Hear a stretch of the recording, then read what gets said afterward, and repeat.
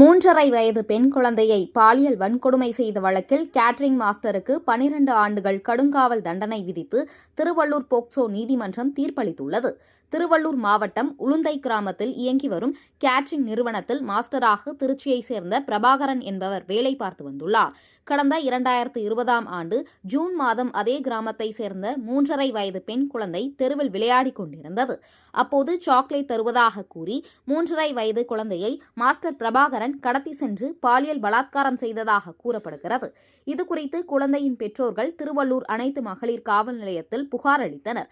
புகாரின் பேரில் விசாரணை மேற்கொண்டு போலீசார் போக்சோ சட்டத்தின் கீழ் வழக்கு பதிவு செய்து பிரபாகரனை கைது செய்து சிறையில் அடைத்தனர். இந்த வழக்கு விசாரணை திருவள்ளூர் சிறப்பு போக்சோ நீதிமன்றத்தில் நடைபெற்று வந்தது.